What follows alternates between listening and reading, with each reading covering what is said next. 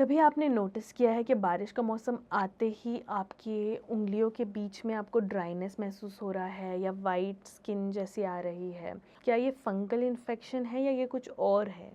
और अगर fungal infection हो रहा है तो फंगल इन्फेक्शन एक बार ठीक होने के बाद वापस कैसे अराइज़ हो जाता है? बार-बार होता है लोगों को ये।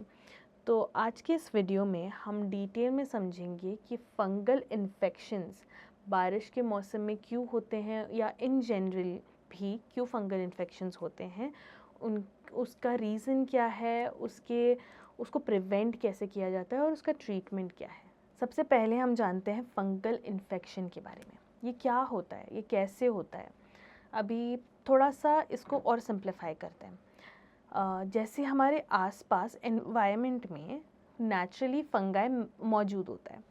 अगर फंगाई नेचुरली मौजूद हो रहा है तो क्या हमको हर फंगाई की वजह से फंगल इन्फेक्शंस हो सकते हैं?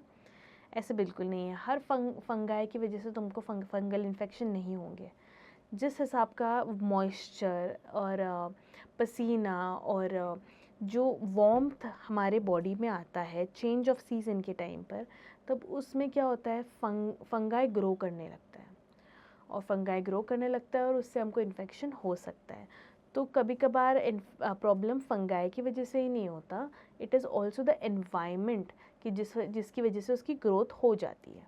अब रेनी सीजन्स में ही ये क्यों हमको ज़्यादा देखने मिलते हैं ये वाले infections, that is fungal infections.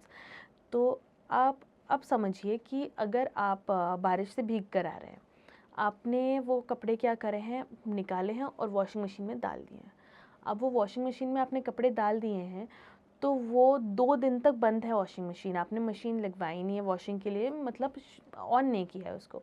आपने पहले कपड़े जमा होने दिए हैं तो वो 2 दिन में कपड़ों के अंदर वो स्वेट और नमी और मॉइस्चर की वजह से फंगल ग्रोथ हो सकती है ना?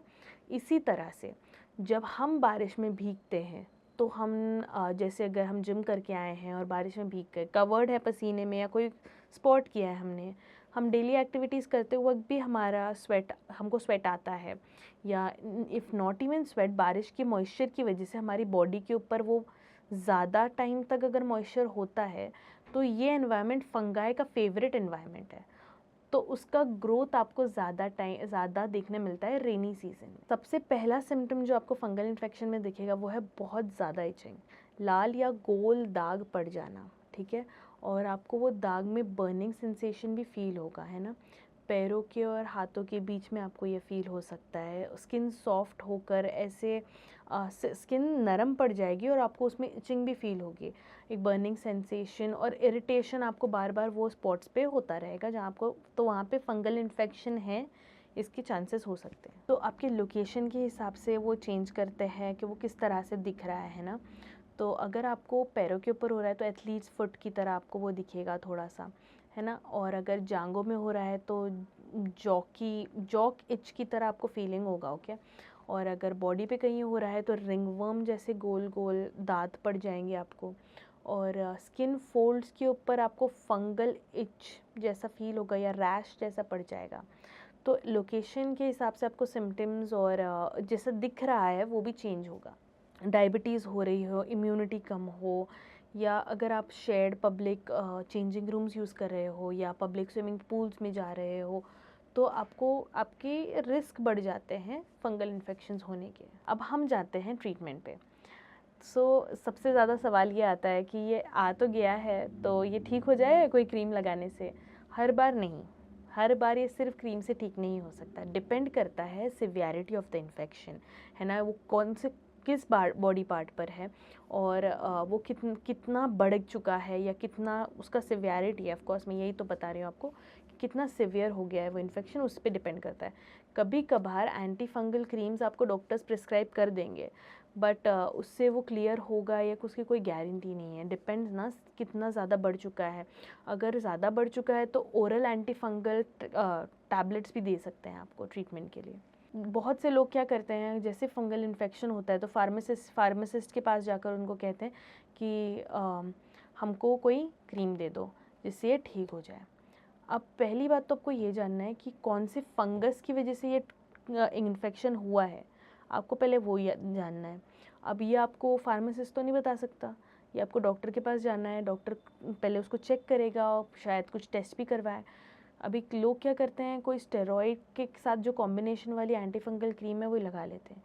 अब इससे क्या होगा आपको पता है, इससे कुछ दिनों तक आपको ठीक लगेगा, पर फिर ये बढ़ सकता है, ये वापस आ जाएगा आपको इन्फेक्शन। तो ये इससे क्या होता है कि पूरी तरह से मेन रूट कॉज इसका क्योर नहीं हो रहा है, ये फॉर टाइमली रिलीफ के लिए, सिम्टोमेटिक रिलीफ के लिए आप लगा रहे हो, पर ये ज़्यादा सिवियर भी हो सकता है ऐसे क्रीम यूज़ करने से फंगल इन्फेक्शन। वो आपको बस टाइमली रिलीफ देता है। तो आपको जितना टाइम का कोर्स दिया है डॉक्टर ने वो आप फॉलो कीजिए। अब हम आगे बढ़ते हैं, इसको प्रिवेंट कैसे किया जाए उसके बारे में। अब स्किन को ड्राई रखिए, गीले कपड़े ज़्यादा टाइम तक मत पहनिए।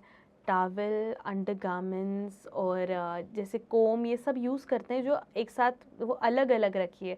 अगर आपके को डायबिटीज़ है तो डायबिटीज़ को कंट्रोल में रखिए। पर्सनल हाइजीन को मेंटेन करिए इन शॉर्ट। और अगर आप जिम कर रहे हैं तो जिम्स के बाद पसीना जो आ रहा है उसको जल्दी से वॉश करके ड्राई, अपनी बॉडी को वॉश करके जल्दी से ड्राई कपड़े पहनिए। गीले कपड़े को, सॉक्स को ज़्यादा टाइम मत पहनिए। अब आपको मैं ये बताती हूँ कि आपको डॉक्टर के पास कब जाना है।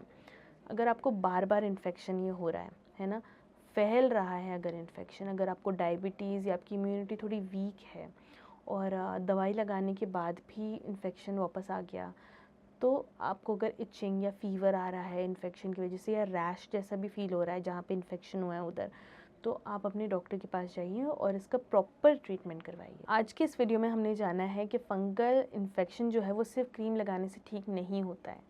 और अगर आप गीले कपड़े बार बार पहन रहे हैं, या आपको पसीना ज़्यादा आता है और आपकी इम्यूनिटी वीक है, डायबिटीज़ है अगर आपको, और अगर आप शेड स्विमिंग पूल में जा रहे हैं या शेड चेंजिंग रूम्स में हैं, तो आप ये सब चीज़ों का ध्यान रखिए कि आप अपनी स्किन को ड्राई रख रहे हैं।